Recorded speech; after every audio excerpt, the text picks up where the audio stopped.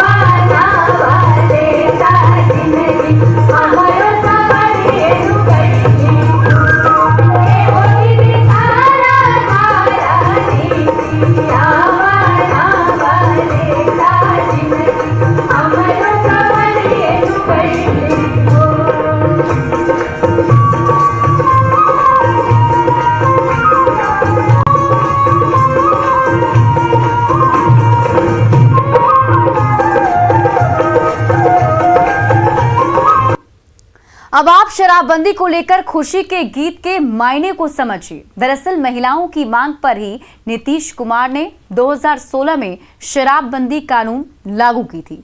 महिलाओं को सशक्त बनाने के लिए नीतीश कुमार ने कई ऐतिहासिक फैसले लिए हैं। उसी का नतीजा है कि national family and health survey के अनुसार बिहार में 1000 पुरुषों पर 1090 महिलाएं हुई हैं। ऐसा देश में कुछ ही राज्यों में संभव हुआ है।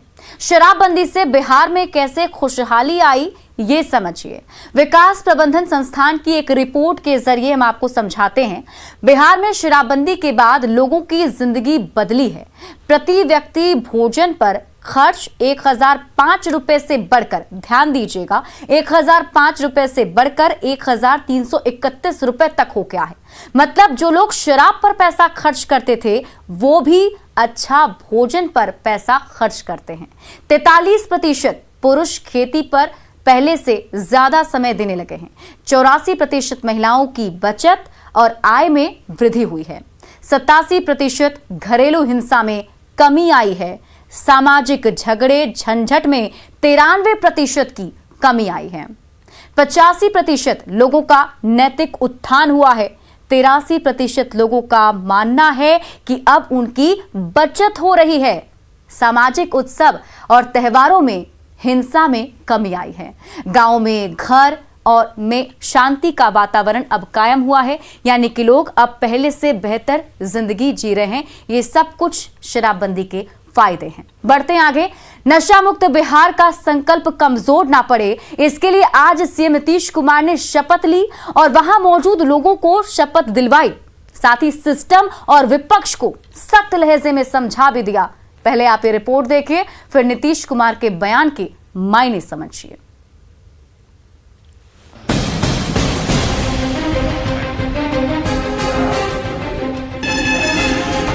मैं नीतीश कुमार आज दिनांक 26/11/2021 को ज्ञान भवन पटना के प्रांगण में सत्यनिष्ठा के साथ यह शपथ लेता हूं कि मैं आजीवन शराब का सेवन नहीं करूंगा।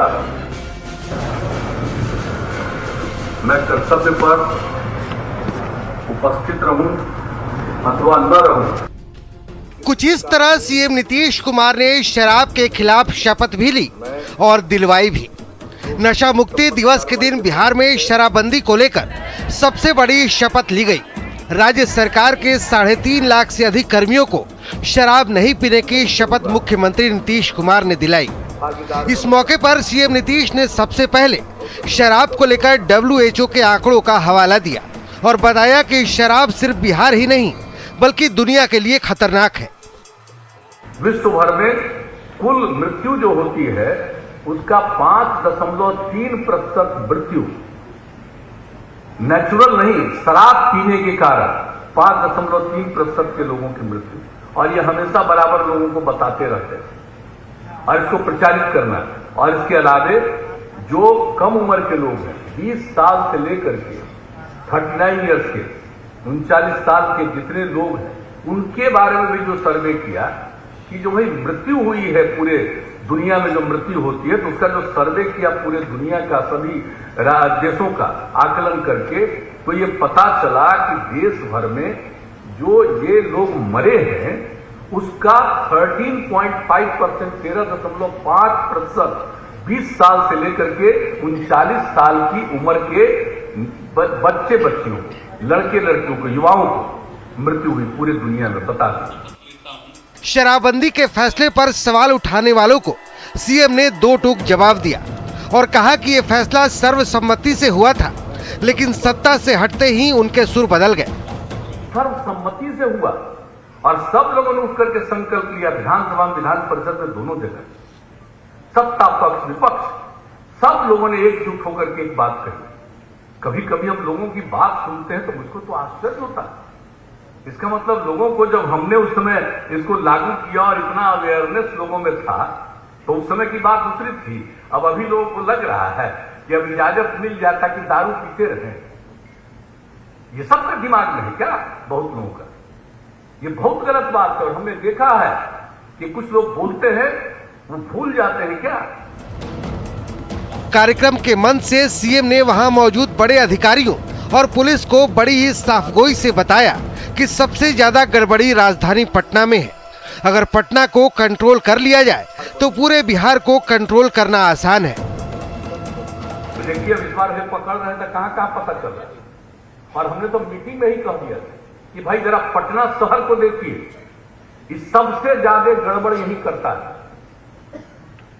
जब यही पकड़िएगा पूरे तौर पर तो बाकी जगह भी कोई हिम्मत नहीं करेगा। तब तो शुरू किए हैं, अब हम एक ही बात आग्रह करेंगे आज भी, अब खाली शुरू किए हैं, ये आखिरी नहीं है। जाहिर है एक बार फिर शराब के खिलाफ शपथ लेकर नीतीश कुमार ने ये जता दिया कि वो अपने फैसले को लेकर जितने ईमानदार हैं, पूरे सिस्टम को भी उतनी ही संजीदगी और ईमानदारी दिखानी होगी। पटना से न्यूज़ 18 के लिए शैलेंद्र कुमार की रिपोर्ट। अब आप खबर तो समझिए कि जिस WHO की रिपोर्ट का हवाला नीतीश कुमार ने दिया, उस रिपोर्ट में शराब को कितना खतरनाक बताया गया है। शराब को लेकर WHO ने 2016 में पूरे देश में सर्वे किया था। WHO के मुताबिक शराब की वजह से दुनिया भर में हर साल 30 लाख लोगों की मौत होती है। ये मौत एड्स, हिंसा और सड़क हादसों में होने वाली मौत को जोड़कर प्राप्त आंकड़ों से भी ज्यादा है। कुल मौतों में 5.3% मौत शराब पीने से हो रही है। 13.5% 20 से 39 साल के युवाओं की मौत हुई है। दुनिया भर में 18% आत्महत्या शराब के कारण होती है। दुनिया भर में आपसी झगड़े का 18% कारण शराब है। वहीं 27% सड़क दुर्घटना शराब के कारण होती है। भारत में शराब के कारण हर साल 2 लाख से ज्यादा लोगों की मौत होती है और सिर्फ इस महीने की बात करें तो बिहार में तकरीबन 50 से ज्यादा लोगों की मौत हुई। मौत के आंकड़ों को नीतीश ने प्रचारित करने को कहा है ताकि लोगों में ये डर पैदा हो और लोग जागरूक हों। इसलिए नीतीश कुमार बिहार को नशा मुक्त करना चाहते हैं, बिहार के लोगों को सही दिशा देना चाहते हैं, उन्हें ये समझाने की कोशिश करना चाहते हैं कि शराब पीना एक बुरी बात है और उसको लेकर जागरूकता भी फैलाई जा रही है। बढ़ते आगे, ये सभी जानते हैं कि शराब अच्छी चीज नहीं है, लेकिन उसे रोकने के लिए नीतीश ने बड़ा कदम उठाया है। शराबबंदी क्यों जरूरी है, हमारी अगली रिपोर्ट आपको बताएगी। 5 दिन हो गया, काहे नहीं किताब खरीदा? पापा का दारू पी रहा है, पैसे किताब नहीं रहा है। हैं? किताब नहीं रहा है। अब का करलन? दारू पी रहा है। सुन लीजिए और समझ लीजिए, आखिर क्यों जरूरी है शराबबंदी और शराबबंदी की शपथ। नहीं समझे तो फिर से इस मासूम की बात सुनिए। 5 दिन हो गया, काहे नहीं किताब खरीदा? पापा का दारू पी रहा है, पैसे किताब नहीं रहा है। हैं? किताब नहीं रहा है। अब का करलन? दारू पी रहा है। सुना आपने, ये बच्चा साफ साफ कह रहा है कि उसके पिता शराब में पैसे उड़ा देते हैं, जिसकी वजह से उसके पास पढ़ने को किताब नहीं है। का हुई किताब काहे नहीं खरीदत? दारू पी रहा है। कह तनी बोला का तो कहत रहने के सुनार। दारू पी रहा है। हैं? दारू पी। वायरल वीडियो में बच्चे का पिता और उसकी बहन भी दिख रही है। हालांकि मेवालाल नाम का ये पिता बच्चे की बात को कैमरे पर झुठला देता है। काहे तू दारू पिया था? लड़का किताब नहीं खरीदा? दारू गाँव में बेचात कहाँ बताऊँ? तो कैसे कह रहा है लड़का? रोज पियलन हो। लड़का के तू किताब नहीं खरीदत, कितना गलत बात बा। ए बे तो कहला था। ये 5 दिन पहले कहले बड़े ना हो, कहिया कहले? हैं? हैं? पार्टी।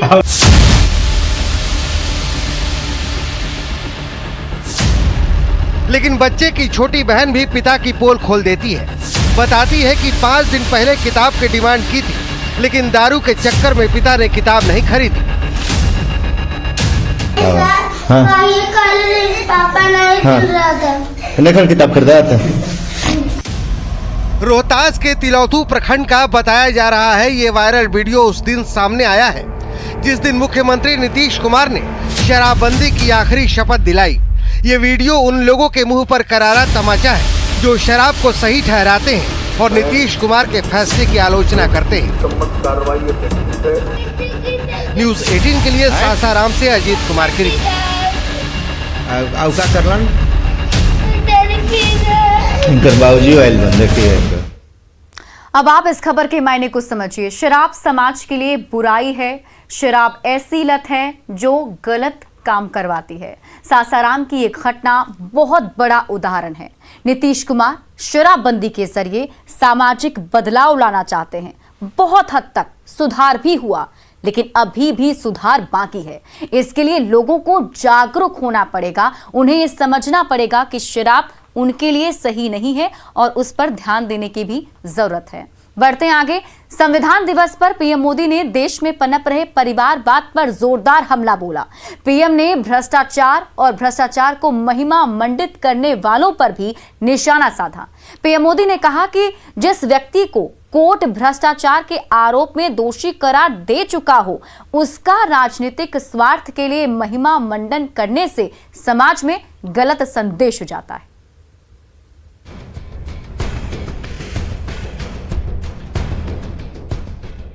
संविधान दिवस पर प्रधानमंत्री मोदी ने संविधान और देश के लिए 2 बातों को सबसे खतरनाक बताया, जिसे बिहार के परिप्रेक्ष्य में भी देखा जा रहा है।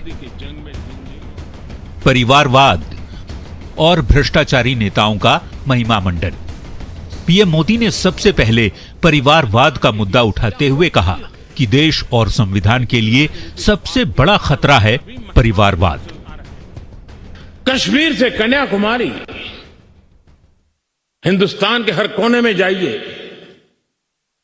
भारत एक ऐसे संकट की तरफ बढ़ रहा है जो संविधान को समर्पित लोगों के लिए चिंता का विषय है, लोकतंत्र के प्रति आस्था रखने वालों के लिए चिंता का विषय है, और वो है पारिवारिक पार्टियां,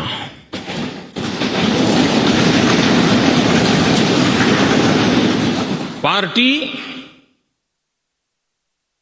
for the family, party by the family,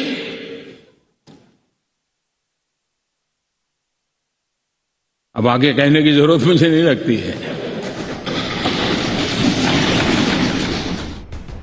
Bihar के परिप्रेक्ष्य में ये बयान इसलिए भी और महत्वपूर्ण हो जाता है क्योंकि प्रदेश की राजनीति में परिवारवाद के खिलाफ लड़ाई के सबसे बड़े नेता सीएम नीतीश कुमार ने कहा कि पीएम ने जो कुछ कहा वो बिल्कुल ठीक कहा।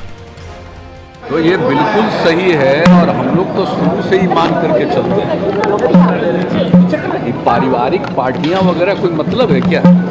कोई मतलब नहीं। आजकल तो देख रहे हैं कि लोग खुद को, अपने परिवार को, बाल बच्चे को, किसी को भी जो जगह पहुंचाते हैं तो उसका कोई मतलब है कि राजनीति से इसका कोई मतलब नहीं होना चाहिए। लेकिन आजकल कई दल इसी पर चले गए।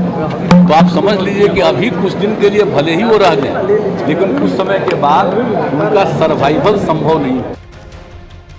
अब प्रधानमंत्री मोदी का दूसरा बयान सुनिए, जिसमें उन्होंने सजायाफ्ता और भ्रष्टाचारी नेताओं के महिमा मंडन को भी देश और संविधान के लिए खतरनाक बताया।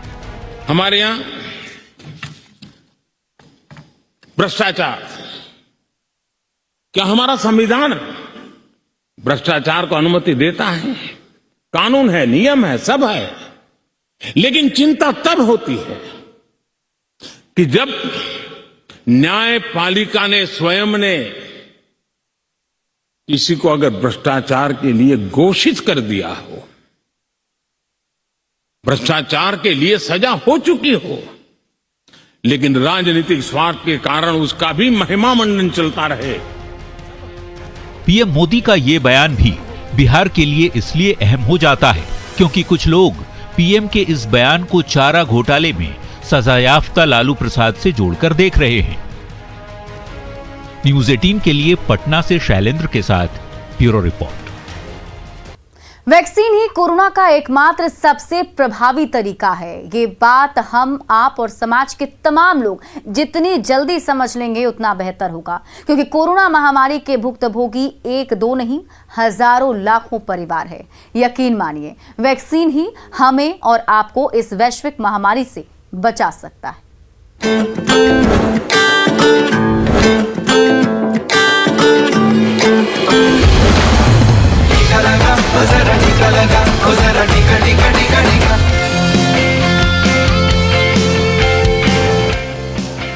देश में इस वक्त दुनिया का सबसे बड़ा वैक्सीनेशन अभियान चल रहा है। आप इस वक्त देश के किसी भी कोने में जाएंगे, स्वास्थ्य विभाग की टीम आपको, हमें, पूरे समाज को बचाने के इस अनोखे अभियान में शिद्दत से जुटे दिखाई देंगे। झारखंड के देवघर में भी वैक्सीनेशन अभियान जोर शोर से चल रहा है। भगवान शिव की नगरी कहे जाने वाले देवघर के डीसी ने स्वास्थ्य विभाग को 30 नवंबर तक जिले के 100% लोगों को कोविड-19 वैक्सीन का पहला डोज दिलाने का टारगेट दिया है। और राहत की बात यह है कि इस टारगेट को पूरा करने में स्वास्थ्य विभाग भी पूरे मन से लगा है। तो जल्दी से जल्दी जो है सारे लोग वैक्सीन को ले लें, ताकि नया वेव जो आने का भय बना रहता है, कोई नया वायरस का विरुलेंट स्ट्रेन, आक्रामक स्ट्रेन पैदा होने की जो भय बनी रहती है, वो समाप्त हो जाएगी। जिला प्रशासन और स्वास्थ्य विभाग की मेहनत का असर अब देवघर में भी दिखने लगा है। देवघर के सत्संग नगर क्षेत्र के सत्संग कॉलेज में आयोजित किए गए वैक्सीनेशन कैंप में वो लोग भी आते दिखे जो शारीरिक मजबूरी और उम्र की चुनौतियों की वजह से अभी तक टीका नहीं ले पाए थे। हालांकि देवघर में अब भी टीके की दूसरी डोज लेने वाले पात्रों की संख्या कम है, लेकिन जिस तरह से देवघर जिला प्रशासन और स्वास्थ्य विभाग की टीम ने हाथ मिलाया है, उम्मीद की जा रही है कि देवघर जल्द ही कोविड-19 वैक्सीन की पहली डोज में 100% वैक्सीनेशन का लक्ष्य हासिल कर लेगा। बहुत अच्छा लगा कि हमारे घर के पास ही आके टीका मिला है, बहुत अच्छा लग रहा है हमको। तो सबको लेना चाहिए और ले आके। जाहिर तौर पर दिव्यांगों के लिए घर के करीब वैक्सीनेशन कैंप लगना राहत की बात रहती है, जिसका फायदा अशोक पंडित जैसे लाभार्थी को मिला। लेकिन ध्यान देने की जरूरत उन लोगों को है जो सच को जानते हुए भी खोखले बहाने बनाकर संजीवनी जैसी वैक्सीन लेने से बच रहे हैं और खुद को और अपनों की जिंदगी खतरे में डाल रहे हैं। Bureau report, news 18 network.